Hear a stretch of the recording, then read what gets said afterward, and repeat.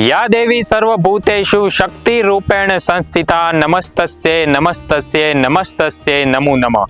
શક્તિની ભક્તિ કરવાનો અવસર એટલે નવલા નોરતા. આજે પ્રથમ નોરતે વિશેષ ગુજરાતની ટીમ તમને એક ઐતિહાસિક મંદિરની મુલાકાત કરાવશું કે જે ભાવનગરથી 30 કિલોમીટર દૂર આવેલું છે. દેવગણામાં આવેલું ડુંગરવાળો ખોડિયાર માતાજીનું મંદિર કે જેની સાથે ભાવનગરના રાજવી પરિવારનો ઇતિહાસ જોડાયેલો.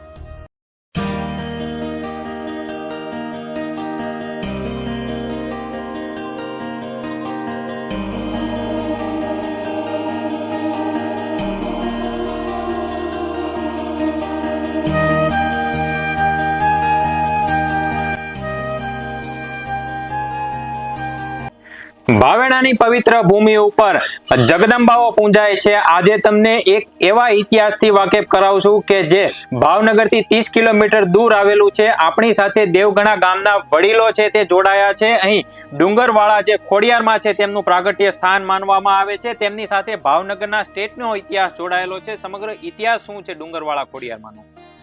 આ બહુ ઘણું પુરાતન મંદિર છે. માતાજીની મૂર્તિ જે પથ્થરની છે અને એ મૂર્તિને ભાવનગરથી દરબાર વિજયસિંહજી દર વર્ષે લાપસી કરવા આવતા અને ગામ આખું અહીંયા એક સાથે જમતું. ત્યારે વાસણની વ્યવસ્થા નહોતી, પતરાવળમાં જમાડતા. અને એક વખત એવું બન્યું કે ઘી ભૂલાઈ ગયેલું અને રાજમાતાને એમ થયું કે ભાઈ ઘી ક્યાં છે, એટલે એની પ્રધાનને પૂછ્યું, પ્રધાને બીજાને પૂછ્યું તો જાણવા મળ્યું કે ઘી તો ભૂલાઈ ગયું. તો કોઈ વાહન વ્યવહાર તો હતો નહીં, એટલે માતાજીને રાજમાતાએ માથું નમાવી અને 2 આંસુ પાડ્યા અને માતાજી જે પથ્થર તોડી અને ઘીની ધારા કરી અને એ ઘીના દીવા થતા એ ઘીની લાપસી બનતી. અને ઘણા ટાઈમ સુધી હાલતું કળયુગ આવતા પછી માણસોનું કોઈનું મન બગડ્યું અને ઘી વેસાવા માંડ્યું એટલે ત્યારથી ઘી બન્યું. હજી હમણાં 2 વર્ષ પહેલા અમારે ધર્મદાસ બાપા હતા, એને 5 ટીપા એની માતાજી આગળ પ્રાર્થના કરી અને એને આપેલા અને એના 5 સાક્ષી હતા અને બધાને સખાડેલું ચોખ્ખું ગાયનું શુદ્ધ ઘી હોય એવી અને સ્વાદ મળેલો અને સુગંધ આવેલી એવું બાપાએ અમને કીધેલું. અત્યારે બાપા દેવ થઈ ગયા છે, વર્ષ દિવસ જેવ્યું છે. માતાજીનું પ્રાગટ્ય સ્થાન છે અહીં પ્રકૃતિથી ઘેરાયેલું છે. ડુંગરની વચ્ચે આ ખોડિયારમાંનું મંદિર આવેલું છે. અહીંનો શું મહિમા છે અને આ મંદિર છે તે કેટલા વર્ષ જૂનું છે?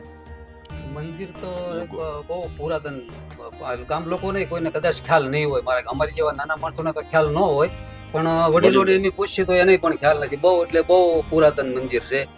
અને માતાજીનું વર્ણન તો જેટલું કરીએ ને એની કોઈ સીમા જ નથી. એનું વર્ણન ન થઈ શકે અમારી ભાષામાં એવું કહી તોય કહેવાય, કારણ કે ઘણા બધાના દુઃખ ભાંગેલા છે અમારી સાંભળણીમાં. પછી આવા પડસાઈ બધા બહુ આપેલા છે માતાજી. અને અહીંયા ઘણા ભાઈ કે એની ઘોડી 2 આંસુ પાડે તો પુત્ર પણ ઘણાને માતાજી આપેલા છે. અને અહીંયા ખાલી માત્ર પહેલા જો શરૂઆતનું જો જોઈએ ને તો આ વસ્તુ આપણને શક્ય જ ન લાગે કે જે પહેલા અહીંયા જેમ નાની એવી દેવી હતી એ જોઈએ ને અને અત્યારે જોઈએ તો કોઈ માયને એમ ન આવે કે અહીંયા આવી મોટી જગ્યા થઈ શકે એમ. એ એક માતાજીની કૃપા અને જે કાંઈ કહીએ એ જ કહી શકાય એમ. એટલે માતાજીનો તો મહિમા અપરંપાર. પછી અડખે પડખેના ઘણા બધા ગામડા, ભાવનગર, અમદાવાદ સુધીના માણસો અત્યારે માનતાઓ લઈને દર્શન કરવા બધા ટોટલ લોકો બધા આવે, ઘણા બધા માણસો આવે.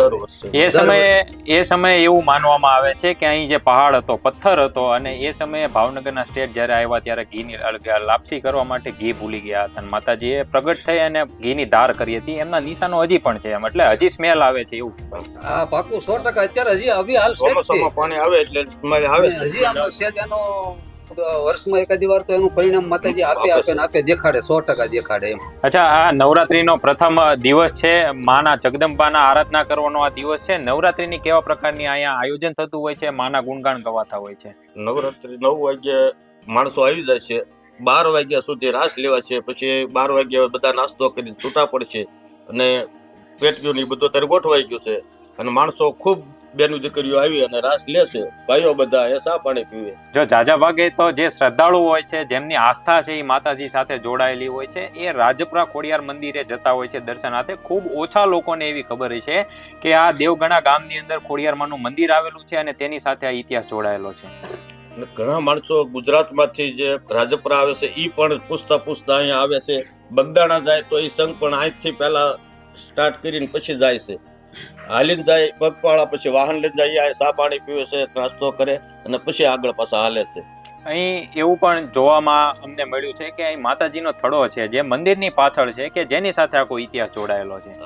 ત્યાં ખાલી નાની એવી દેરી હતી, ત્યાં માતાજી બિરાજમાન હતા. ત્યારે જ આ દરબાર આવ્યા કૃષ્ણકુમાર સિંહજી અને લાપસી કરતા. એ લાપસી કૃષ્ણકુમાર સિંહજી બંધ કર્યા પછી હજી આજની તારીખમાં દેવગાણા ગામ આખું ઘરે ઘરેથી જે પોગે આપી અને અહીંયા આખું ગામ અમે શ્રાવણ મહિનામાં જમીએ છીએ અચ્છા દર વર્ષે. ગામ સંબંધ અચ્છા આખું ગામ. અચ્છા આખું ગામ. અને આ જે મંદિર છે તે આ પહાડની ઉપર આવેલું છે એટલે કે આમાં ગામ ખૂબ મંદિરથી ખૂબ ઊંચું છે. હા, ગામથી ઊંચો લગભગ 150 ફૂટ જેટલું ઊંચાઈ છે, કારણ કે 144 પગથિયા છે અમારે ઊંચાઈના. અચ્છા, અન્ય શું આમ ઇતિહાસ જોડાયેલો છે મંદિરનો કે જે માતાજી સાથે જોડાયેલો, સ્ટેટ સાથે જોડાયેલો ઇતિહાસ તમને યાદ હોય તો? બસ બીજો તો માતાજીએ લાપસી કરી અને કૃષ્ણકુમાર સિંહજી તો પછી થયા. પહેલા આતાભાઈને 18 પાદર જે આપ્યા એ પણ અહીંથી જ આપેલા છે. અહીંયા આવતા અને માતાજીને પછી અહીંથી રાજપરા લઈ ગયા અને ભાવનગર લઈ જતા માતાજી ત્યાં રોકાઈ ગયા. દાદરનો અવાજ બંધ થયો એટલે આતાભાઈ પાછું વાળું જોયું અને ત્યાં રોકાઈ ગયા છે. અચ્છા, એ સમયે તો આપણી રાજધાની છે એ સિહોર હતી અને ત્યાંથી ભાવનગર દર્શન. આતાભાઈની સિહોર રાજધાની હતી. અચ્છા, ઓકે. અને આ જે મંદિર છે એમનું, આ જે નવું મંદિર છે એમનું નિર્માણ ક્યારે થયું? 16 વર્ષ થયા એટલે કઈ સાલ કરાય. આ 16મો પાટો જ ગયો છે 2008માં 8-9 બસ એમાં મંદિર બન્યું. ખાસ કરીને માતાજી સાથે અહીં આસ્થા જોડાયેલી હોય છે. દર્શનાર્થીઓ કેવા પ્રકારની મનોકામના લઈને આવતા હોય છે અને માતાજીને લાપસી પણ માનવામાં આવતી હોય છે. માતાજીને માનતા કરે બધાને માણસોની મનોકામના પૂરી થાય છે અને માનતામાં માત્ર ને માત્ર લાપસી જે તમારી યથાશક્તિ હોય. કોઈ 5 માણસની લાપસી માને, કોઈ અમારે એકવાર રૂપાભાઈ સરપંચ કરીને હતા દાદા, એની હવા કળશીની લાપસી કરેલી છે. સવા કળશી એટલે 25 મણ ઘઉં થાય. અચ્છા, 25 મણ ઘઉંની લાપસી કરેલી. પણ અહીંયા અમે એવું પણ જોયું છે કે જ્યારે માતાજીની આરતી સાંજે થતી હોય છે ત્યારે અહીં જે માતાજીને જે ટૂંકમાં પ્રતીક કહેવાતું હોય છે, ચકલીઓ છે તે મંદિરની ફરતે ફરતે આવી જતી હોય છે. કાયમિક 2 કાળી ચકલી સામે આવે છે, 9 પાઇપ આરતીમાં બેસે છે ડેઈલી. આ મંદિર થયું ત્યારથી 2 કાળી ચકલી આવે છે અને હજી એનો 2 ના ઓલા છે માળા, એને અમે કાળીદેવ તરીકે માનીએ છીએ માતાજી.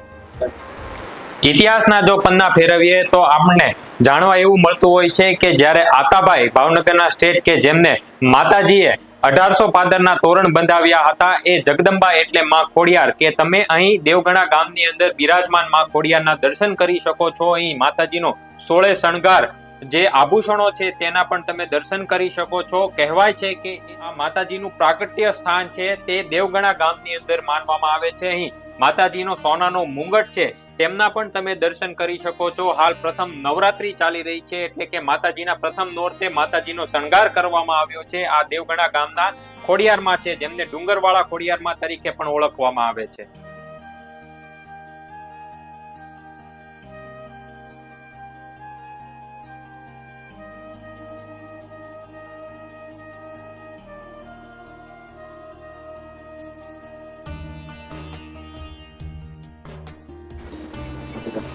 માતાજીના પવિત્ર પરચાની જો વાત કરવામાં આવે તો તમને સીધા દ્રશ્યો બતાવીશ કે અહીં જે ડુંગરવાળા જે ખોડિયારમાં છે કે જેમને પથ્થરની અંદર પહાડ છે તેમની વચ્ચેથી ઘીની ધાર કરી હતી. જો એક ઇતિહાસ મુજબ એવી પણ લોકવાયકા છે કે જ્યારે ભાવનગરની રાજધાની સિહોર હતી એ સમયે ભાવનગરના સ્ટેટ છે અહીં માતાજીને લાપસી કરવા માટે આવ્યા હતા ત્યારે ઘી ભૂલી ગયા હતા, એટલા માટે માતાજીની આરાધના કરી હતી અને માતાજી પ્રગટ થયા હતા. તમે આ પવિત્ર પરચાના તમે અત્યારે પણ દર્શન કરી શકો છો. અહીં માતાજીએ જે ઘી કરી હતી તેમના નિશાનો છે. આ માતાજીનું સ્થાન છે કે જે વર્ષો પહેલાનું છે અને આ જે સિહોરના દેવગણા ગામનું આ મંદિર છે કે જ્યાંના પરચાની વાત છે. જો સમગ્ર જે મંદિર છે તે વર્ષો પહેલાનું હોવાનું કહેવાય છે. આમ તો માતાજી છે તેમના 7 બહેનો હતા જેમાં આવડ, જોગડ, તોગડ, બીજબાઈ, હોલબાઈ, સાસાઈ અને જાનબાઈ કે જેમને ખોડિયારમાં તરીકે પૂજવામાં આવે છે. આ જે ખોડિયારમાંનું મંદિર છે તે વર્ષો પહેલાનું હોવાનું કહેવાય છે. અહીં તેમના ભાઈ છે તેમના પણ બેસણા છે. સૌથી જો પવિત્ર પરચાની જો અહીં વાત કરવામાં આવે તો માતાજીના જે પવિત્ર પરચામાંનો આ એક પરચો છે કે જ્યારે માતાજીએ ઘીની ધાર કરી હતી. આજે પણ અહીં શ્રદ્ધા ભાવથી શ્રદ્ધાળુઓ છે તે માનતા હોય છે, માતાજીની આરાધના કરતા હોય છે, માતાજીના દર્શન કરવા માટે આવતા હોય છે. અહીં કહેવાય છે કે જે ડુંગરવાળા ખોડિયારમાં છે તેમના જે મનોકામના જે દર્શનાર્થીઓ લઈને આવતા હોય છે તેમની મનોકામના પણ પૂર્ણ થતી હોય છે. અહીં સાંજના સમયના તમને આ દ્રશ્યો જોઈ શકો છો કે જ્યારે આરતીનો જો કે સમય થતો હોય છે ત્યારે માતાજીનું જે પ્રતીક છે તે ચકલી આ મંદિરની અંદર પણ જોવા મળતી હોય છે. જો કે આ જે પ્રકૃતિથી ઘેરાયેલું આ જે દેવગણાનું ડુંગરવાળા ખોડિયારમાંનું મંદિર છે, અહીં જેમના પરચાનું આ પવિત્ર સ્થાન માનવામાં આવે છે. કહેવાય છે કે અહીં જે માતાજી છે સ્વયં પ્રગટ થયા હતા અને ભાવનગરના જે સ્ટેટ હતા તેમને પરચો આપ્યો હતો. ત્યારથી આ જે મંદિર છે તે દેવગણાના ડુંગર વાળા ખોડિયારમાં તરીકે પૂજવામાં આવે છે. અહીં ગામ લોકો નહીં પરંતુ દૂર દૂરથી લોકો દર્શન કરવા માટે આવતા હોય છે અને માતાજીની આરાધના કરતા હોય છે.